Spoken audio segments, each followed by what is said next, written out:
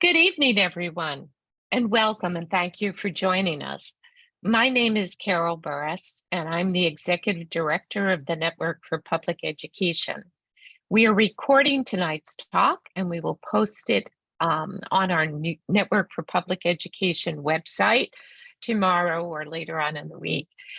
Tonight's topic is the takeover of the Houston Public School District by Texas Governor Abbott's appointee, Commissioner Mike Morath. Our discussion will go until around 8 p.m., at which time we will take questions from you. You will notice that your mic is set on mute. If you would like to ask a question, feel free to submit one at any time during the evening through the chat. Marla Kilfoyle will be monitoring the chat to field your questions.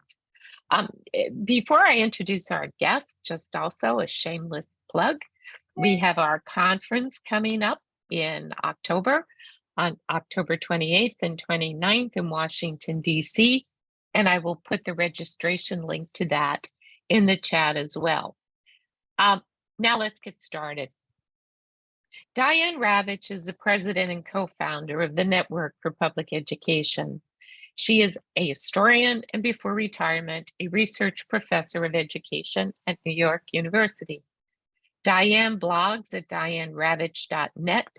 She's authored 13 books and her blog has more than 40 million views. Tonight, Diane has two outstanding guests, Dr. Domingo Morel and Daniel Santos. Domingo is an associate professor of political science and public service at New York University. He studies and teaches racial and ethnic politics, urban politics, education politics, and public policy. He is the author of Takeover, Race, Education, and American Democracy, which won the W.E.B. Du Bois Distinguished Book Award. In short, Domingo is an expert on public school takeovers and their implications for democratic governance, especially in communities of color. Daniel is an 8th grade social studies teacher in the Houston Independent School District. He's been teaching for 17 years at Navarro Middle School. And if any of you ever taught middle school, I did, that is really quite an accomplishment. He has been recognized with multiple awards and is a 2-time Campus Teacher of the Year recipient. Although he is in the classroom, Mr. Santos still finds time to serve teachers and support staff as the current Executive Vice President of the Houston Federation of Teachers. Welcome, Diane, Domingo, and Daniel. Let's begin. Thank you so much, Carol. I'm so looking forward to this evening. As you know, I'm a graduate of the Houston Independent School District. I attended the public schools in Houston from kindergarten through grade 12, and I'm very grateful for the education that I had there, which made it possible for me to be accepted in an Ivy League college and change my life. I still have family in Houston. I visit there with some frequency, and I am very, very upset about this takeover. As we will get into later, what we do know is that the Houston School District, the HISD, was rated a B district by the state. It has one persistently failing school. This school, Wheatley High School, has a disproportionate number of students with disabilities, a disproportionate number of students who have issues of all kinds. And because of one school considered a failing school, the district has now lost its democratically elected school board and has been taken over by the state. I'm very happy that we have Daniel Santos and Domingo Morel, both of whom are incredibly well informed, and I'm looking forward to this discussion tonight. I want to begin with Daniel. Daniel, if you could just give us some background on this takeover and what it means to the teachers and students and parents of Houston, which is one of the largest school districts in the country. It would be very helpful as background. Thank you, Diane, and thank you for inviting me for this opportunity to share what we're experiencing in Houston. So this experience, this unfortunate journey, started in 2015 when the state legislature adopted a law that would trigger a takeover of a school district should a school fail to meet the accountability ratings for 5 years plus. And this was 2015, before the pandemic. And so when in 2019, Wheatley High School had failed to meet the criteria that the education commissioner had designed, the day after an election, ironically, an election for new school board of trustees, the education commissioner announced in a letter that HISD is now subject to a takeover because this school, as Diane pointed out, was, quote, considered failing. And soon after, the district filed a lawsuit in order to stop this takeover that was triggered by Wheatley High School. And also the union joined in that lawsuit. I was one of the plaintiffs as a taxpayer. We claimed that this was a violation of the 14th and 15th constitutional amendment. So through 2019 and up to January of this year, this was in litigation. We were we were trying to fight this takeover. And sadly, 4 months ago, a Republican-dominated state Supreme Court ruled in favor of the education commissioner, Mike Morath, freeing up, allowing the education agency to take over HISD. And so when that happened, we were just waiting for the official announcement. And on the Ides of March, on March 15th, the education commissioner formalized the announcement and argued that HISD is a failing district, Wheatley is a failing school, which is false, by the way, and hopefully soon we can get into some of the real facts. And since then, it's been a month and 3 days. We have been the community fighting back this takeover. Not only the union, NAACP, LULAC, ACLU, Fiel Houston, Community Voices for Public Education. For the longest time, it was just unimaginable to us to experience this potential disenfranchisement of our political voice based on a test score. And moreover, based upon the perception that this school, Wheatley, is, quote, failing, when it's the opposite. So that's where we are at the moment, is fighting the takeover with various complaints and with support from Congress, local Congresswoman Sheila Jackson Lee and others, requesting Secretary of Education Miguel Cardona to intervene. ACLU has also filed a complaint with the Department of Justice on behalf of 4 parents that this is a violation of the Voting Rights Act, Section 2. The union, we're pushing back, trying to expose the flawed assessment that Wheatley or that HISD are failing schools in a failing district. Thank you. Thank you, Daniel. Domingo, I wonder if you could just give us some perspective about takeovers and what you have learned in your study of them. And I know right now you are the eminent expert in the United States about the process of state takeovers of districts.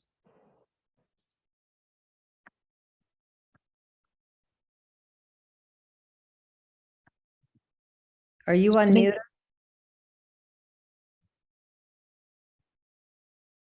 No, I'll wait. Yep. There you go. Oh, thank you. Sorry. Yeah. Sorry about that. So yes, so I'm really glad to be in conversation with you, Diane, and Daniel, and others on this. I do think that what we're seeing in Houston is in some ways very consistent with what we've seen other cities experience, but it's also different for precisely the reasons that Daniel was just mentioning. So, Houston is one of the largest school districts in the country. And for a takeover to happen based on the idea that one school is failing, although as Daniel has mentioned, it's not even accurate to call it that, right?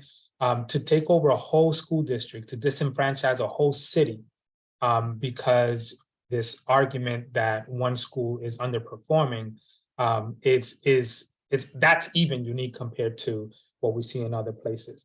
And so I think if I can just, I've been observing a lot of what's been happening in Houston. Several years ago, I participated in a community discussion when the first conversation was happening about takeover. And so one thing that I have noticed that is consistent with other places that experience takeover is that there are certain parts of the community who feel frustrated, who feel that there is years of failure or underperformance, however you want to call it, and think that the state takeover may not hurt, since things are, in their view, so difficult that the takeover is actually can't do any worse. And so my message to people in the community who feel this way is that a takeover will hurt. It'll hurt dramatically, as we'll get more discussed in greater detail throughout this conversation. But state takeovers, they're not coming in to improve educational outcomes. The research is pretty clear that doesn't happen. A state takeover is not going to come in and bring more resources for the schools, which we know are necessary to improve schools. That's not going to happen. In fact, takeovers usually happen after communities win lawsuits to get more resources for their schools. That's actually when takeovers happen, right? And so they're not going to bring in more resources. They're not going to come in and open more schools, right? In fact, they're more likely to close schools. They're not going to come in and hire more teachers and bring more programs that students enjoy and communities and parents enjoy. In fact, the opposite is more likely to happen. They'll fire teachers. They'll cut programs, right? And lastly, we know that a good, healthy school systems have robust community participation. They have healthy relationships between the teachers, the community, the local elected officials, school boards, and so forth. And state takeovers do not contribute to community building. Takeovers are actually separating communities from their schools. So for all of these reasons, and we have, well over 30 years of evidence to show that in district after district, particularly in these majority communities of color, majority Black and Latino communities, that these takeovers do not result in the kind of desired outcomes that communities want and the state promises to deliver. And so those are just some of the things that I want to share, particularly for those members of the community who think that that a takeover is actually going to be helpful. We just don't have any evidence that that's the case. Thank you so much, Domingo. I should mention, because I think it's relevant, that when I was a student at the Houston Independent School District, the schools were completely segregated. And I went to an all-white school. Wheatley then was an all-Black school. I assume it still is. And what's happened has been dramatic white flight from the Houston Public Schools. The schools now are, correct me if I'm wrong, Daniel, they're 90% Black and Hispanic and non-white. And this is not an irrelevant fact. I think that Domingo will be able to verify that the takeover as a method of so-called improvement, which it never is, happens to minority Black and Hispanic school systems. I don't know, please inform me if there's ever been a predominantly white school system that's been taken over by the state. I'm not aware of it. But it seems to be a methodology that people like Greg Abbott and Michael Morath are involved in, because they're white. The legislature is predominantly white, and this is a district that is 90% non-white. Is it, do you think this is, there's something to this, Domingo? Well, so clearly, so there's a couple of things to take into account. So race, as you mentioned, Diane, partisanship is also a major factor here as well. So I'll just say, before I get into the race component and the partisan component, there have been several majority white districts that have experienced takeovers. However, their takeovers are very different than what we see in majority communities of color. In fact, these takeovers, you can hardly call them a takeover. They're mostly, partnerships in a way. So in some districts in West Virginia in the 1990s and in Kentucky in the 1990s, we did see some majority white communities experience takeovers. But in the majority of these cases, they get to keep their elected school board in place. The state is not coming in with the same type of hostility that we see in majority Black communities, particularly. And so there is a very different aspect. Although the overwhelming number of takeovers are occurring in majority communities of color, there are some majority white communities that experience takeovers, but it's very different, right? And so I think that's important to point out. So back to the point on race, majority communities of color and partisanship. So, we have, well over 10,000 school districts in this country. Many of them, by many measures, are not performing well. And so if takeovers were simply a matter of, coming in to improve school districts, we would see a lot more takeovers, but we don't, right? And so this particular intervention is targeted to a very specific community, and these are communities of color, and particularly Black communities, right? And so it's not just underperformance, but it's also who has political power in these communities. So as we see members of communities of color represented in school boards and at the city council level, then that increases the likelihood that the state will take over a school district.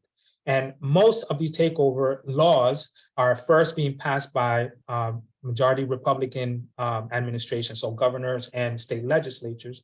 And when you have a Republican governor and majority Republican House and Senate, that increases the likelihood that a takeover will happen as well. And most of these places, most of these districts are, of course, Democratic cities, right? And so in this way, Houston looks a lot like these other communities have experienced takeovers. Daniel, you've talked about the community resistance. Is there a path, do you think, where the community, having lost in court to a Greg Abbott dominated Supreme Court, what's the path that you see where you can actually resist what's going on, and where you are in fact teachers, students, parents, and community being disenfranchised? I still hold out hope. I still have hope that we can continue resisting this takeover. I teach a dangerous subject. I teach history.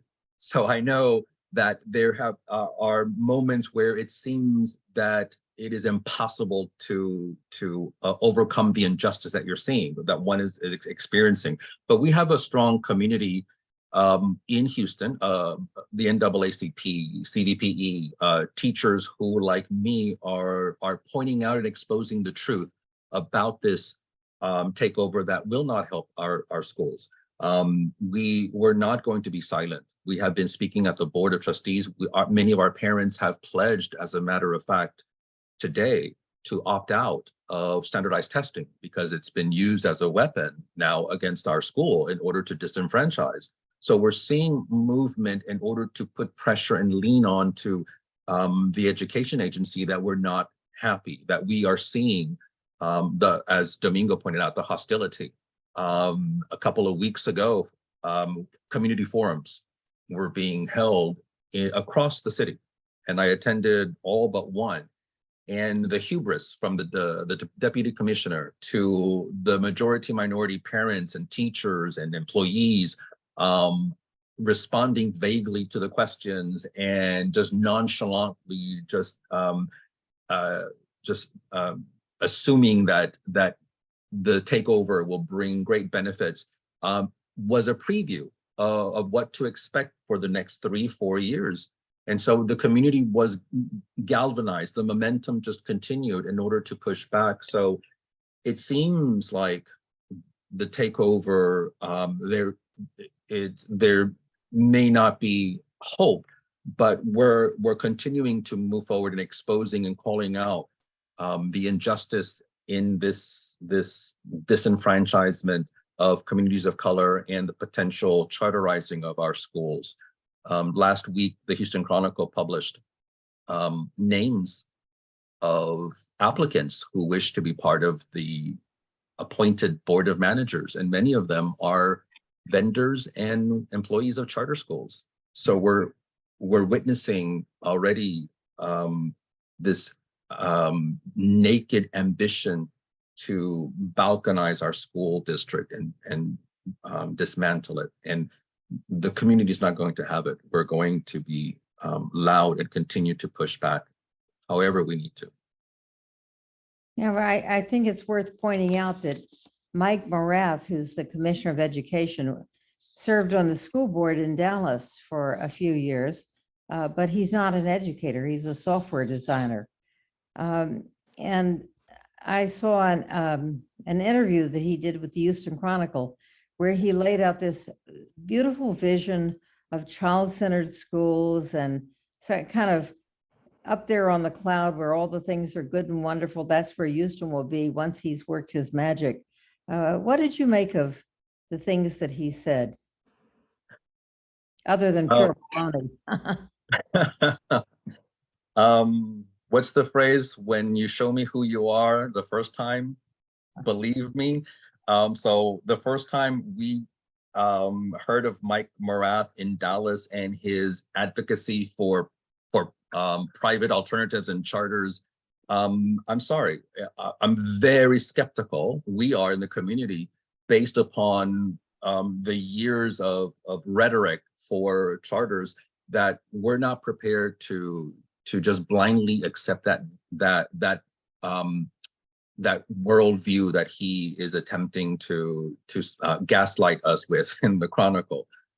We want our political voice. I'm a taxpayer. For the past 2 decades, I've been paying my property taxes. And as a history teacher, I teach history from the colonies to Reconstruction. One of the fundamental truths: no taxation without representation. Where is it written that we taxpayers should abdicate our political voice based on a flawed, blunt, weak instrument like a standardized test?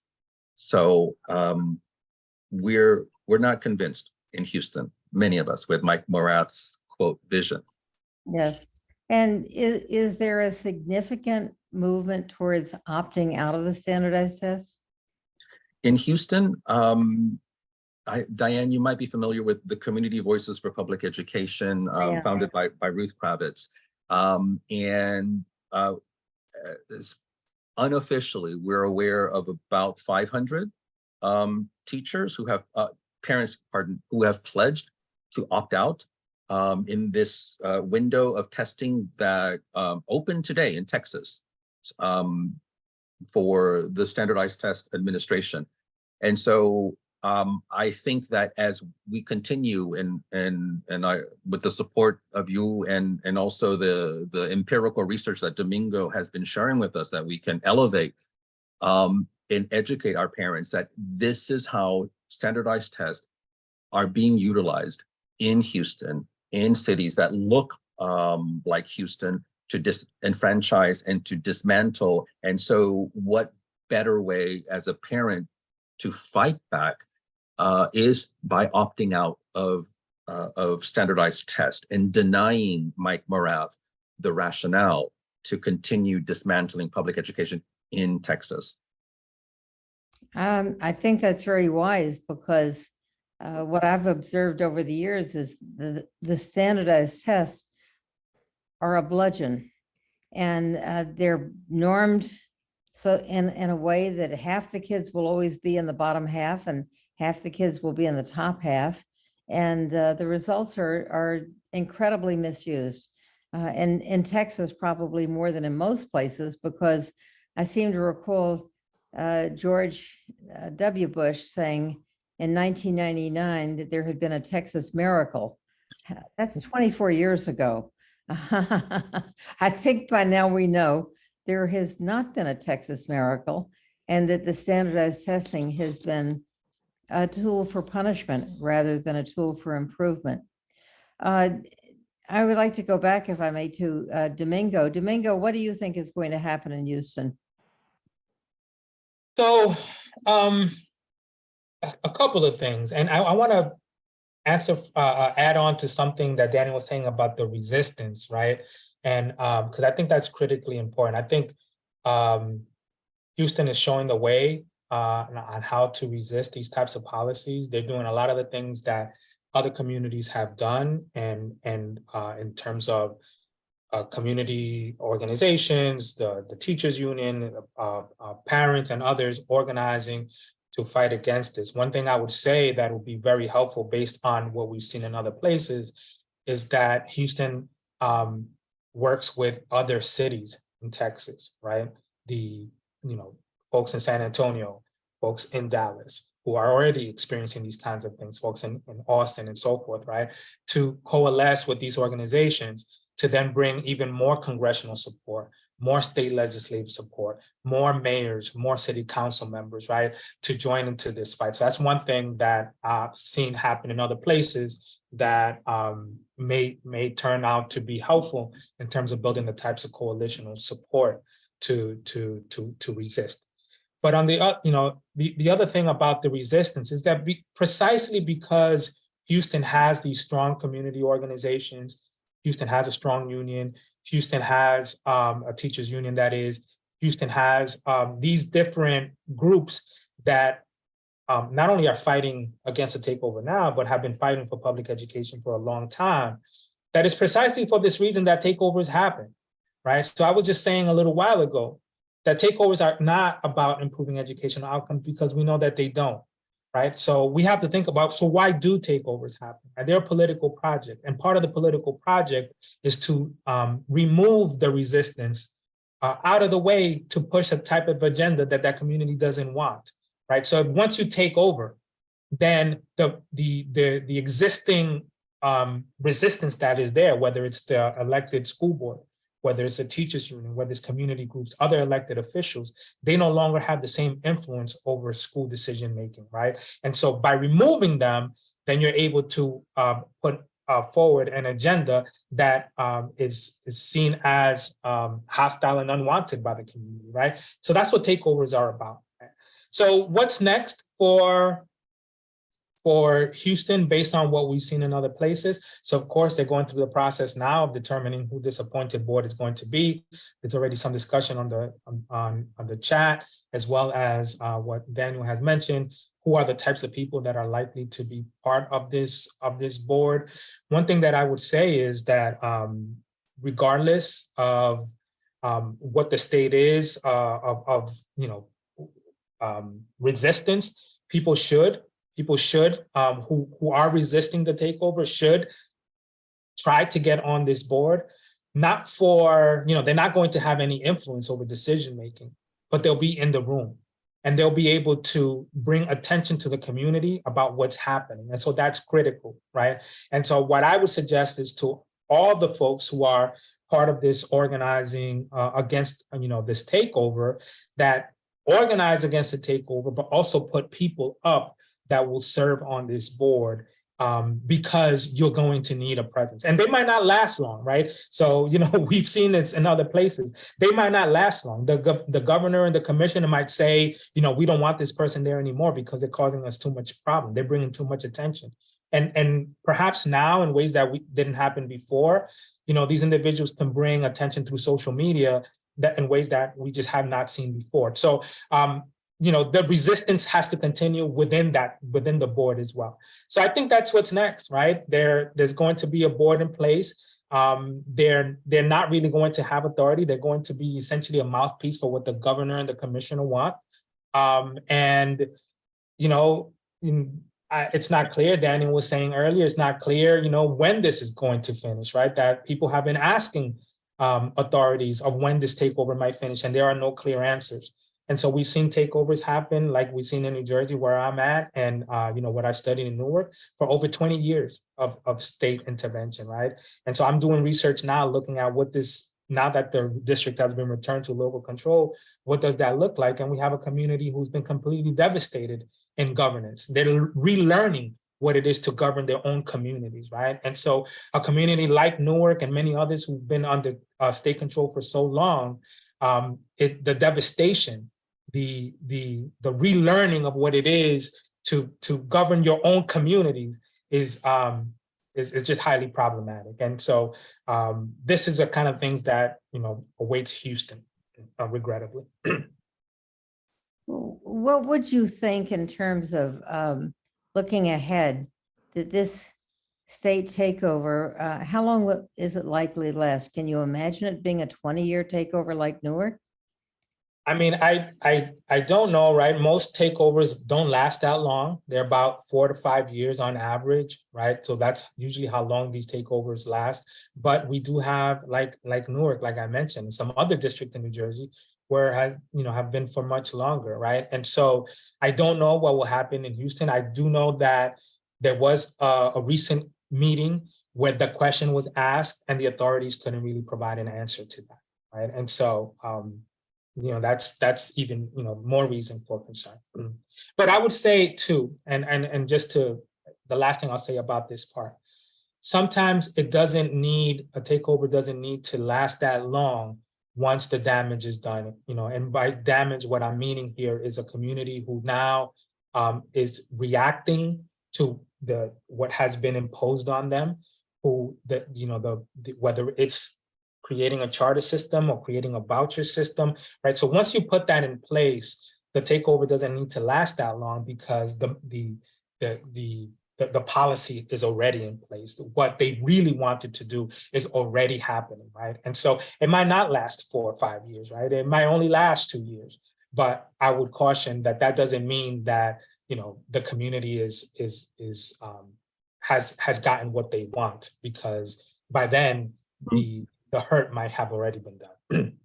And why do you think, Domingo, that people believe that a state takeover has some magical quality? And I mention this because here we have a state commissioner who's not an educator. He has a state Department of Education that's not filled with people who are educators, they're paper pushers. What is it that he brings to the table that makes people think he can actually improve anything, since he's never run a district in his life? Yeah, I think this goes back to what I was saying earlier, right at the beginning, is that, when people feel desperate or they feel that there's an urgency, right? And particularly members of the community and parents who might say, listen, I only have this 1 year, 2 years, or 3 years to get it right for my kids. And in the absence of other, in their view, other solutions, then this becomes, a possibility, right? And, not everyone knows, right? This is part of the job that we have to do as researchers, and particularly the kind of work that I do, is to try to inform communities about what we know, right? For many, many years, we didn't know that this is what takeovers lead to, right? Those communities that first experienced takeovers in the 1980s, 1990s, and early 2000s, they really didn't know that this was going to happen. But now that we do know, we have to spread the word. We have to inform communities of what it is that's likely to happen. But when the commissioner and the governor and those in power, they have the power to get the message out, it's just an uphill climb for these communities. And so I think that's what it comes down to, that in a moment of urgency and desperation and frustration, those with the bullhorn and the power to get their message across, it sounds appealing, but we know that it's that the opposite. It's kind of sad when you think about it, that the public in general says, oh, great, the state's going to come in and they're going to take over and they're going to fix the problems. But they don't fix the problems. They just create new problems, and they disenfranchise parents and community members who are accustomed to having something to say about who's running their schools. And suddenly they have nothing to say about who's running their schools. it's all decided by Mike Morath and Greg Abbott, maybe Dan Patrick. So it's very sad. Daniel, how many charter schools are there now in Houston? Oh, it's a lot more than when I first started in 2006. It's tripled since. And if I may, before I lose my thought, because Domingo was pointing out the bullhorn and the messaging that the governor has been echoing for the past week, and even among the teachers in HISD who are hoping that the takeover will bring more resources or will improve the conditions in our historically underserved schools. But that's the responsibility. That's the awesome responsibility that I think conversations like this that we're having and our community members with whom we have allied in the union is using the research, using the empirical evidence that Domingo just articulated, and also Diane, and educating our communities, reminding them not to be fall for this gaslighting from the governor. On social media, the governor has echoed repeatedly that school vouchers, which is now his new pet project, that school vouchers are necessary in order to solve the indoctrination in public schools. And so painting that this false narrative that these are failing schools, and so parents need to reclaim their quote parent rights. And that kind of false narrative is what we need to continue to push and educate. And with respect to charters, going back to Wheatley, there is a charter school not too far from Wheatley, the failed supposed high school that triggered the takeover. And that charter school that is lifted up as a successful charter school in the neighborhood where Wheatley is located serves less students who are English learners, who serve less students who need special education services. They serve less students than who are at risk. So it is a false narrative that's being lifted up by our policymakers that this is the best alternative to public education. So our awesome responsibility, in addition to resisting, is to educate, to highlight the truth, to expose Greg Abbott and Mike Morath as the emperors without clothes. This is not what a takeover is going to bring to our district. And so resisting now, opting out of testing now, pushing back and joining our allies like NAACP, LULAC, our Congress representatives.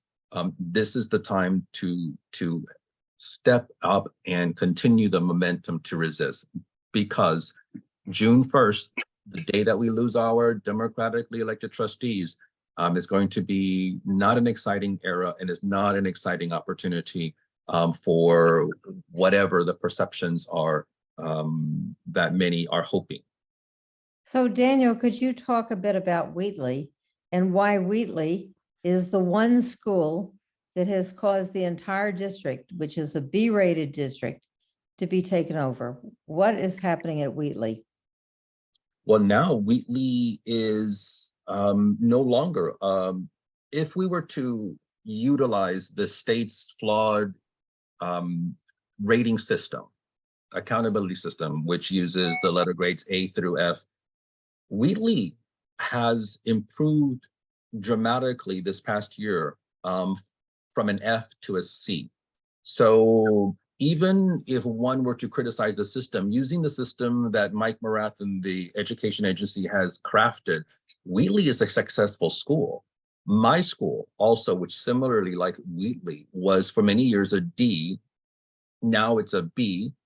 There are the movement, the success in HISD has been overwhelming if we were again to utilize that accountability system, despite the pandemic, despite the underfunding, despite the rhetoric that these are fail school and the enrollment of our students decreasing, and the explosion of charter schools in primarily Black and brown neighborhoods, because charter schools aren't being created and built on the other side of town. Despite all those obstacles, Wheatley has succeeded. Schools that have been labeled and slandered as failing have, under this flawed accountability system, are improving. And so the claim that the education commissioner made in 2019 is no longer valid. I was tickled by NAACP President Bishop Dixon, who several weeks ago articulated an analogy to help our parents understand what this takeover really means. And he explained that it's analogous to a driver who is stopped by the police and is not speeding, but is stopped by the police and given a citation for speeding 3 years ago. And it's nonsense, because the district has improved since 2019, despite the pandemic, dramatically. And it's a B-rated district, a AAA bond rated district. There isn't, except for what Domingo pointed out, there's no other reason but for the insidious efforts to charterize, to dismantle, and to exploit the resources that HISD currently has. So Domingo, where do you see this going from here? Well, so I think, it's really important. Again, I mean, I think Houston is showing the way on how to resist. And, I think it's important to connect what's happening in Houston with, takeovers more broadly, right? The takeover of democracy, right? So we're focusing on this conversation, rightfully so, on the takeover of the Houston Independent School District, right? But this type of intervention is happening across states and across policy areas, not just education, right? So we see, nearby Jackson, Mississippi, where the state there is trying to take over policing of the city, a majority Black city in Jackson. Same thing in St. Louis, Missouri. We already saw, the disaster of a takeover in Flint, Michigan, leading to the poisoning of the water of the children there in the community there, right? The takeover of running elections in Georgia following the last presidential election, right? So now that the state has authority to take over running of elections in counties, so like Fulton County in Georgia, right? And so this is all connected. And so I think that, what's next for Houston is what we all need to be fighting for Houston. We all need to be lifting up Houston, because it's an attack on democracy across the country. And so I think, I can't, predict exactly what's going to happen next based on my research, based on what I've seen happen in other districts. We're going to see this takeover be harmful to communities being disenfranchised, and that has implications obviously for education, but it has implications across the state of Texas for these communities, right? And so one of the things that I've written about in Houston is that once you take away the schools from a community, you take away their political power, right? You take away their ability to not only govern education, but have political power beyond education at the city level, at the state legislative level. And in a place like Texas, where people of color represent the majority of the community, majority of the state population, I should say, and yet do not have the same type of representation at the state house, and where most of these individuals would identify as Democrats. The Democratic Party has nowhere near that political power at the state house, right? So that these are the kinds of things that we all need to be concerned about and fighting for Houston. Well, I was impressed by something that you wrote in your book, where you said that the takeover is also a way of removing access to future political power, that the serving on the school board is the first step towards running for city council or running for some other political office. And you take away the elected school board and you're taking away the stepping stone. Precisely. So we know in all of these cities, across the country, right? Again, not just speaking about Houston here, we're talking about all of these cities across the country, that the foundation for political power always begins at the school level. So it begins with parents who have been historically marginalized and communities have been historically marginalized, fighting for the right for their kids to have an education, right? So it begins there. And then we get members on the school board where they, Black and Latino members on school boards where they were not able to get on any other governing body. And once you get members on the school board, then we see the growth into the city council, growth into the mayoral level, growth into the state legislature, and then growth into Congress, right? And so by removing the foundation, which are the schools and their school boards, then you are really harming that community's, not only their democratic and political power, but their economic power as well. Yeah, that's a really important point, because we live in a time right now where there is so much voter suppression and cutting away of the opportunity of Black and Hispanic communities in particular to have a role in the democratic process. It seems to be happening across the country, especially in red states. And of course, Texas is very much a red state. So it's actually very frightening, because what I worry about with Houston and HISD is they're operating within the context of a Republican legislature, a Republican governor, Republican senators, and they seem to be committed to taking away people's right to participate in the democratic process. How do you see this, Daniel? It's so disingenuous. I'm so glad that you did point out that hypocrisy.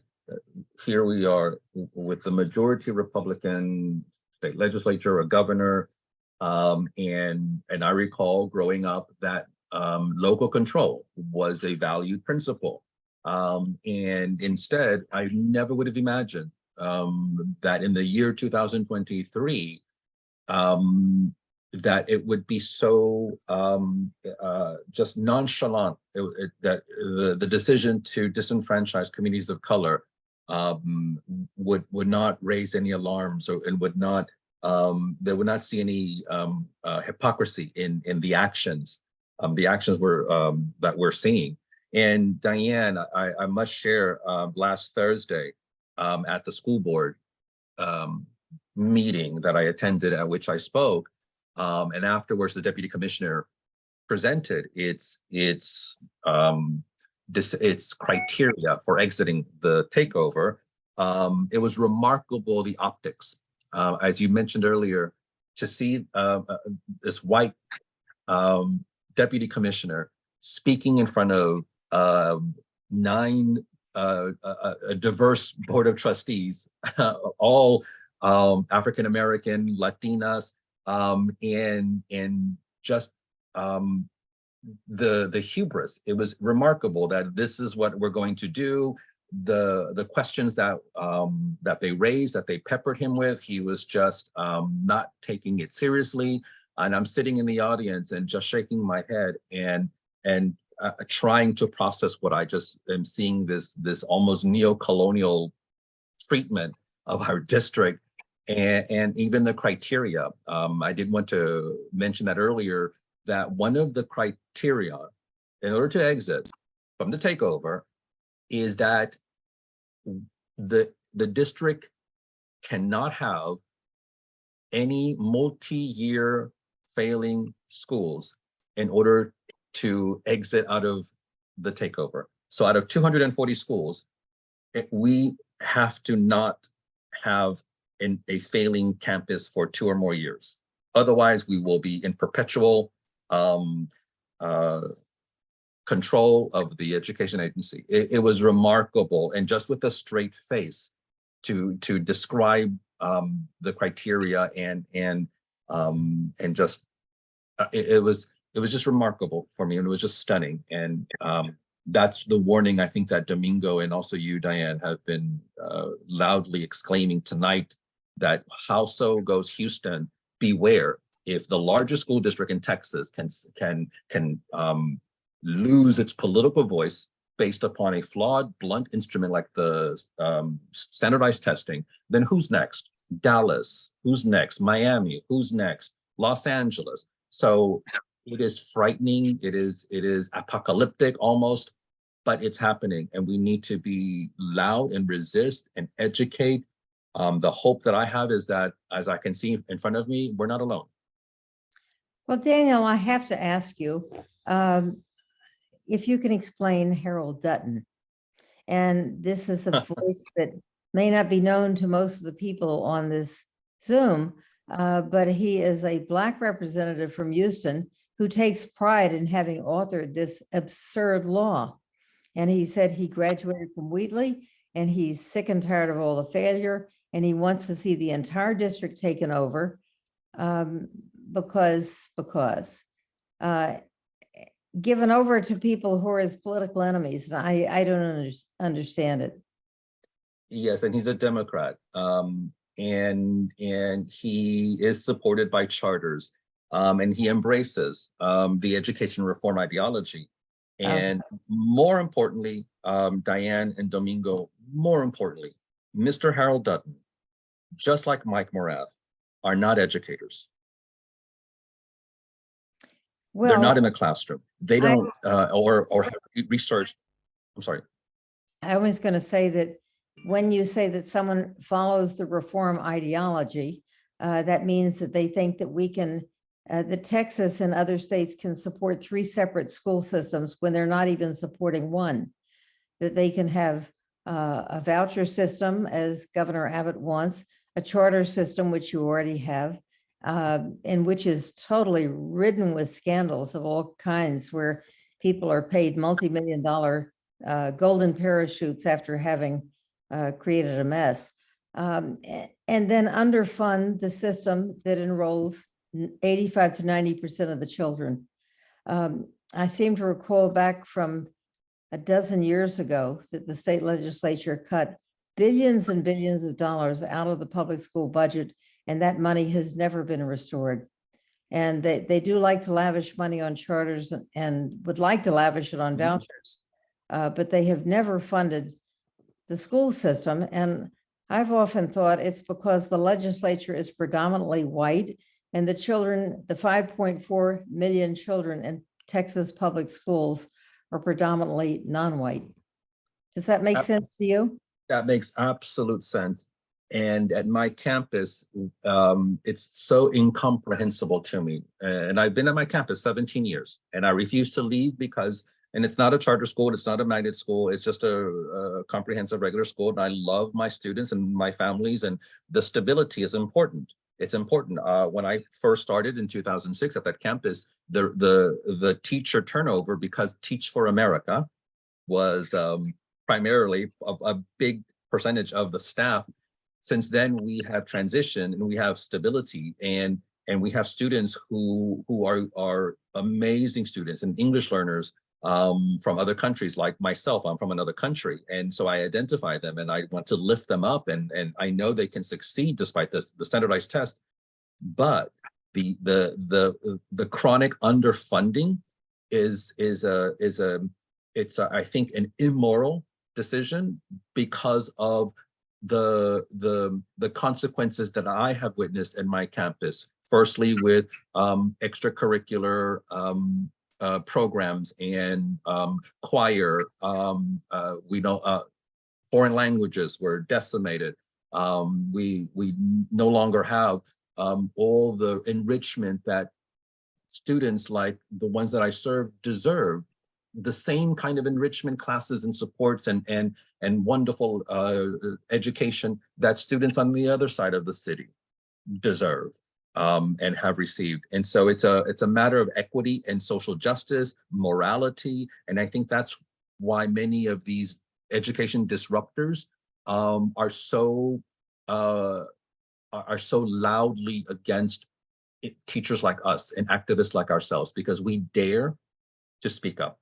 And we dare to expose the truth, and we dare to defend public education. That's why they try so hard to try to suppress the truth and suppress our voice. Thank you. Domingo, is there anything you would like to add before we go over to the questions?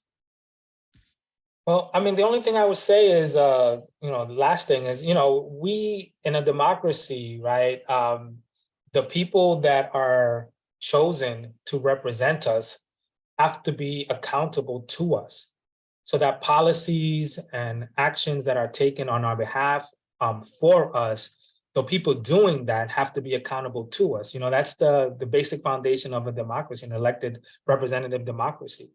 But what happens when the people that are imposing policies on the city, on the residents of Houston, are not accountable to the residents of Houston? The governor doesn't care what Houston says and votes for, right? A majority Democratic city and a Republican governor. That commissioner is not accountable to the residents of Houston. He is accountable to the governor, who's not accountable to the residents of Houston, right? And so this is undemocratic. It is an attack on a community that has been for a very long time been fighting to improve their schools, and now are poised to lose the ability to govern their schools, make decisions for themselves and for their children.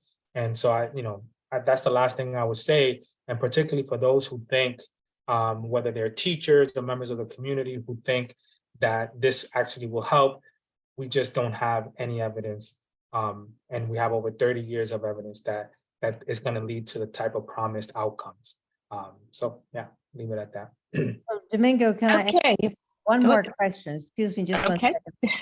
Is there any place where a state takeover has actually made the district better? So we just don't have evidence of that. I think, many people have mentioned this New Orleans case, right? And so there was some evidence early on in New Orleans that testing wise, things had improved, but then we realized that it didn't, right? That things have not improved.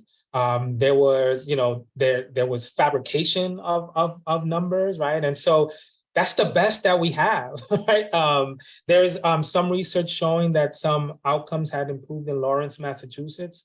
And, that's also, when we have all of the school districts across this country who have experienced a takeover, maybe there has been something there, but, I've been talking to people in Lawrence, Massachusetts who are completely disheartened by the experience with the takeover there, right? And so we just don't have it, right? The best example that they were able to show was New Orleans, and it's not even that, right? So yeah, we just don't have it. New Orleans, and I'll turn it over to Carol after this.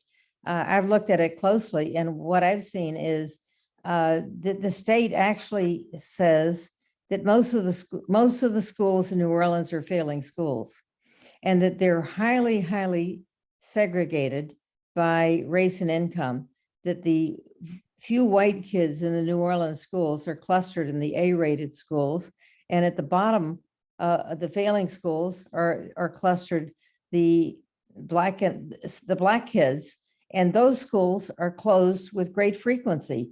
They say failing school, close it, open a new one. Then it becomes another failing school. But it's a highly segregated district with a lot of failing schools. And as it's been described to me, it's a failing school district in one of the lowest performing states in the country. So I don't think there's much to brag. It's not a model of success by any means, right? No. Carol, you're Yeah. So Marla, there's a lot of questions and comments in the chat. If you could go ahead and start going through those, that would be terrific.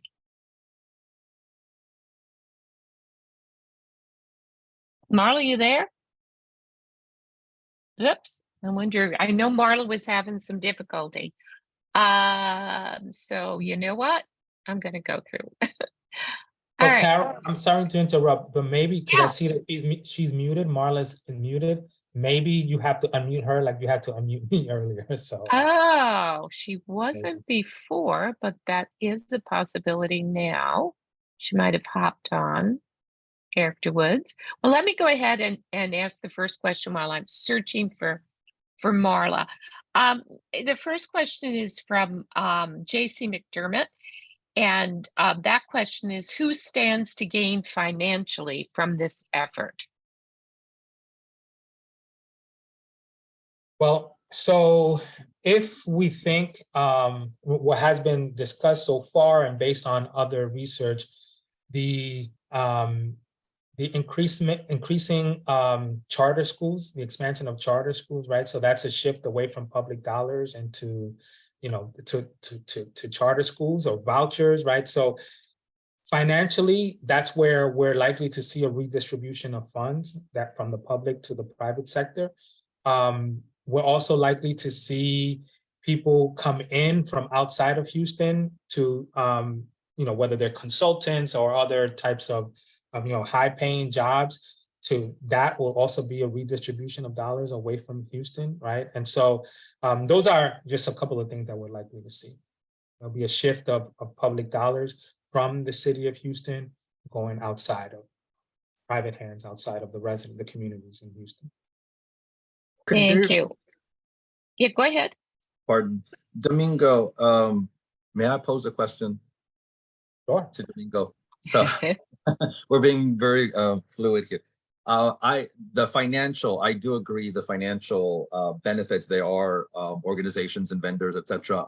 Might there be also political benefits for those who wish to create a political environment that would discourage and disincentivize people of color from engaging politically if they see over time that their engagement, their participation no longer is perceived as valuable? Is that a possibility that politically the voices of people of color would be diluted for more than just 1 or 2 years? Of course. So what we know, and this is not just on takeover research, but just political science research in general, that the higher the cost of participating, the less likely people are going to be active, right? And so, for instance, if you tell people to participate, and yet their participation, they're not seeing that there are positive outcomes out of their participation, then that decreases the likelihood that they will continue that, right? And so even as we talk about resisting, that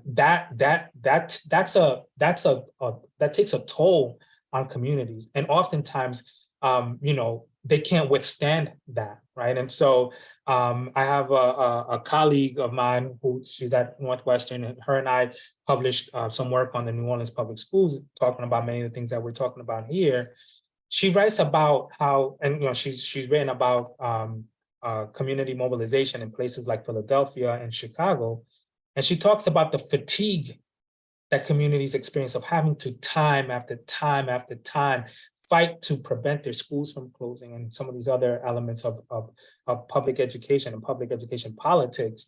And so, yes, part of the strategy here is to exhaust the community to the point where they no longer participate at the same extent that they might have participated before. Absolutely. Thank you. Marla, can you speak now? You're here Yes, with us. can you guys Great. hear me? Okay. Yes, we can. Wonderful. Oh, good. Yay. So Shelley Potter wrote a really good comment here and would like you guys to talk a little bit about it. Low-income districts in Texas were always shortchanged, which is why there have been years and years of lawsuits related to that. The systemic underfunding of the entire system began about 25 years ago after the state demographer did presentation on what today's student population would look like. Could you guys perhaps talk a little bit about that and comment a little bit about this systemic underfunding for over 25 years of, our lower income districts? Shout out to Shelley. I think I know Shelley. And that is definitely a strategy that contributes to, if one uses the standardized tests to measure learning and to rate schools and to draw inferences about them. I think, and correct me if I'm inaccurately making this conclusion, Domingo and Diane, but when one funds a school or a district that has students that require more supports, it only elevates, it highlights, it's manifested in the test scores, in the standardized test scores. And so by creating this system of underfunding, you're rigging it so that schools like mine, where I work, for many years had been scoring low on the standardized test scores, even though many of my students, using other measures, other instruments and other ways of assessing them were actually demonstrating growth in their learning and in math and reading, etc. So it's not surprising. In the 17 years that I've been in my school, at the very same school, I have seen that impact dramatically in the test scores, in the programs, in the enrichments, in the ability to retain veteran teachers, which also plays a role in the success of a school to some extent. So we do see that correlation. Right. And if I could just add to that, so we know that the Houston public schools are underfunded, and that contributes to challenges for schools. So we do know that. And I just want to reiterate that if we know that more resources help improve schools, help create the conditions for improving on a number of areas, state takeovers are not associated with bringing more resources to the schools. Right? And so I think that's important to highlight and to reiterate. Great. Kristen Burris wrote a really good comment, and I think it's important that we talk a little bit about, of course, City Fund, right? She said that City Fund is working to do, they seed AstroTurf groups to bolster legitimacy of charters and say that reforms reflect community desire. Can anybody talk a little bit to that as well?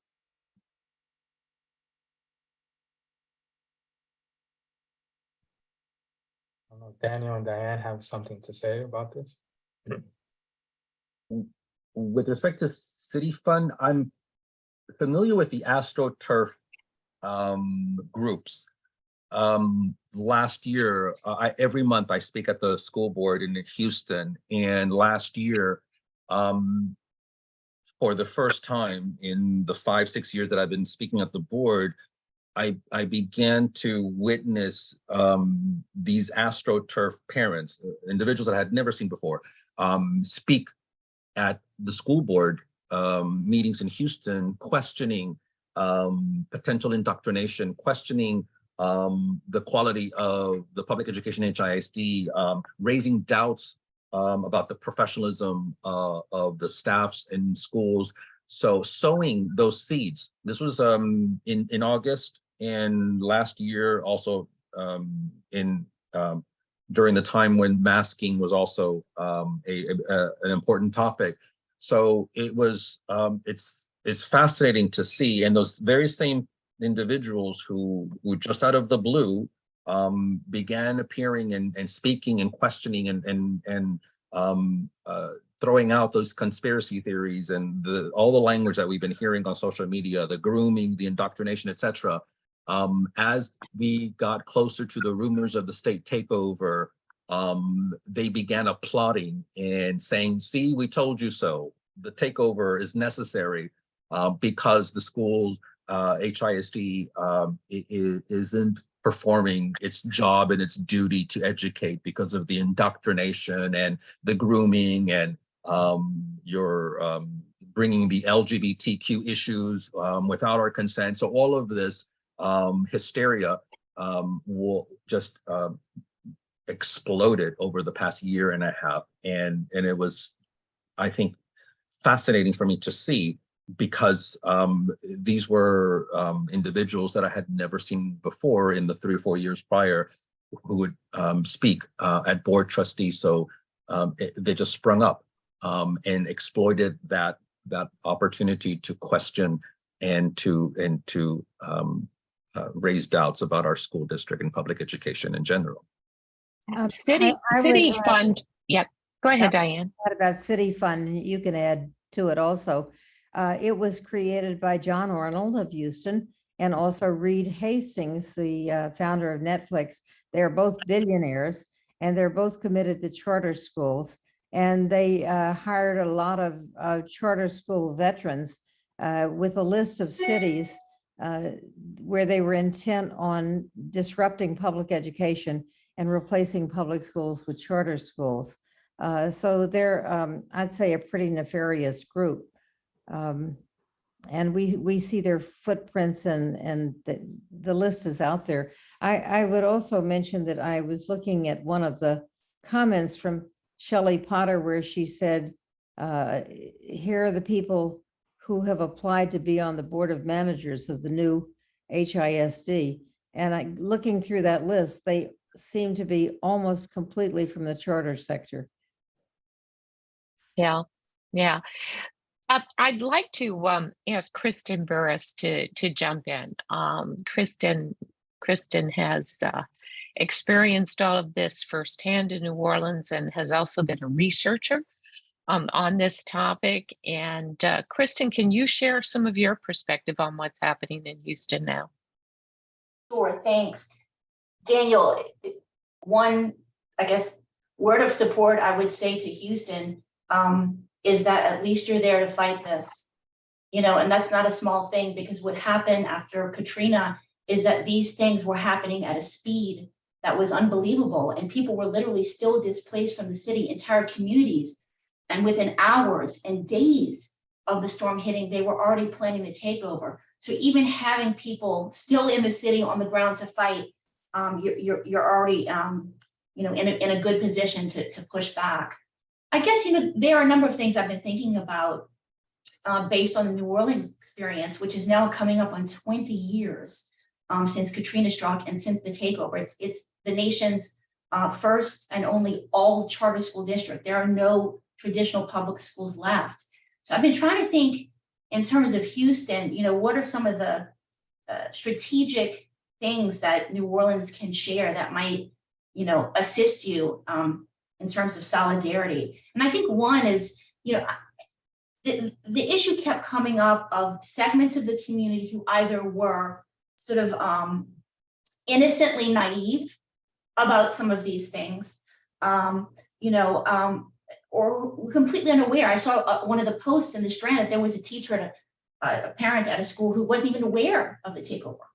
And so I think, you know, it's important to focus somewhat resources on those parts of the community who are maybe not as informed, because this is also a narrative struggle, right? I mean, they're going to put forth a story, and it is our role to debunk that story as aggressively as possible.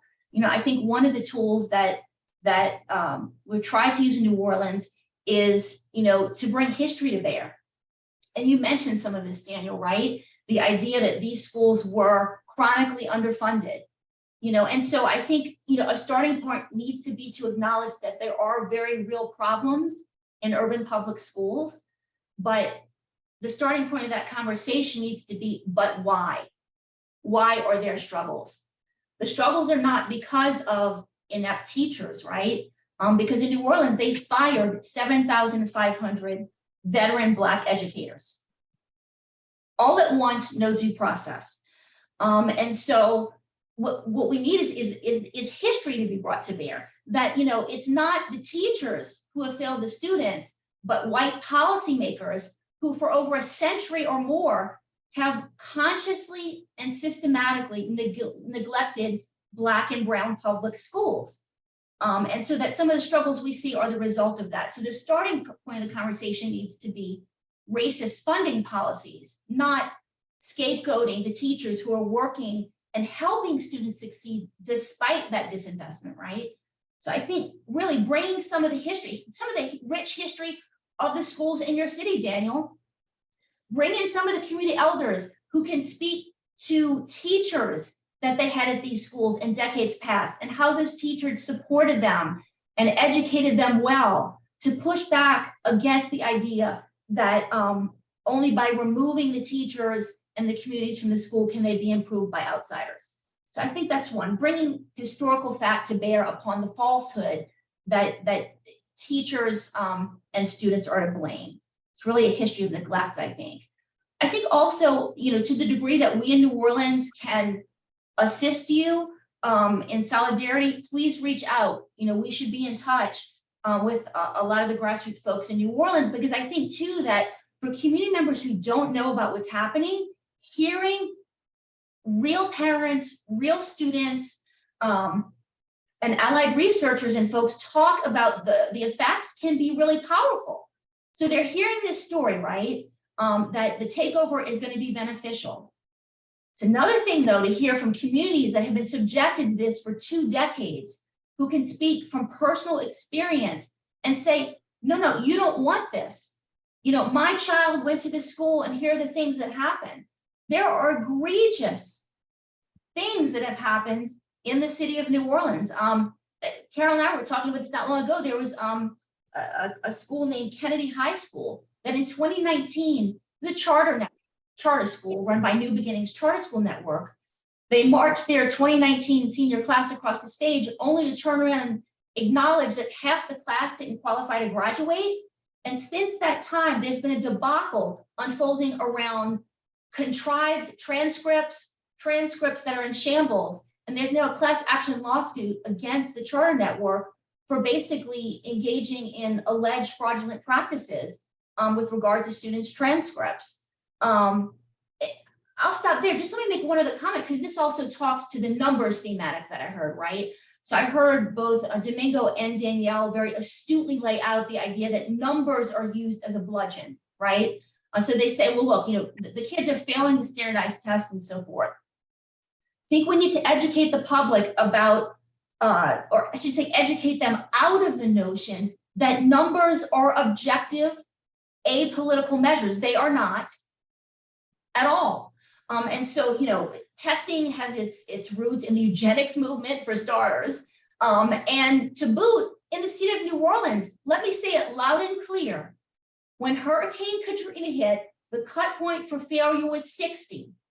Under the cut point of 60, they could not have taken over but a handful of schools in Orleans Parish. 2 months after Katrina, they passed special law called Act 35 that shifted the cut point from 60 to 87.4, just below the state average.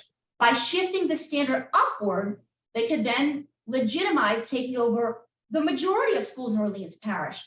Once those schools were taken over and charted, they then began to ratchet the standard back down, so that the standard by which Orleans Parish schools were taken over versus the standard by which the charters were judged were completely different standards. And so, numbers are a game. The quantitative standards can and will be changed, and the public needs to be aware of the way in which those standards and numeric metrics are used as a ping pong ball and a weapon to legitimize the charter school movement. Thank you, Kristen. Thank you so much for that perspective. We do have a question from Kathy Walden. She asks, is the Houston city government in solidarity with the district? And what is the mayor and city council's position on the takeover? So yes, and before I forget, thank you, Kristen, for the solidarity. I sent you a direct message with my email. The mayor of Houston, Sylvester Turner, council members, all stepped up immediately when the announcement was made, within the same day, actually. I was not in town, but on the Ides of March, I remember. The mayor, the AFL-CIO, NAACP, within hours. I see that my president is on here, Miss Jackie Anderson of the union. She was also, because she was in Houston, stood in solidarity with the mayor, with Congresswoman Sheila Jackson Lee, with our state representatives. So they all echoed what we have been, what we understand, that the empirical evidence is clear. It's incontestable. This was a political decision. This was not about the kids. And we even echoed Dr. Morel's research and others, that the decision by the education commissioner was a decision in order to exploit the resources of our schools, not to help our students. And as each day and each week passed, and the hubris that we witness at the community forums, now that you've seen some of the names of the potential applicants for the Board of Managers, it seems clear the community is very skeptical, very leery. And what Kristen just shared with us just now with New Orleans and their experience and how it has yet to even return to its democratic tradition, small d democratic, we're in fear of that in less than 30 days or 6 weeks, on June the 1st, we will not see a democratically elected board for years. That is where our elected representatives, mayors, and even mayor nominees, mayoral candidates have also stepped up and announced their condemnation of this takeover in Houston. So that's what's baffling. We have such solidarity across the city, labor, social activist groups, elected officials, and communities, and yet the governor and the education commissioner is doubling down and not listening and not honoring and respecting our voice. It's just baffling. And moreover, they're turning a blind eye to 30 years of research, empirical evidence, not ideology. This is evidence that Dr. Morel pointed out. It is incontestable. Takeovers do not work. And yet we're still moving forward with this flawed intervention. It is irrational. So yes, at least we have allies, and we'll continue to have those allies even on June the 1st. Well, thanks. So we have a few minutes left. Are there any final thoughts?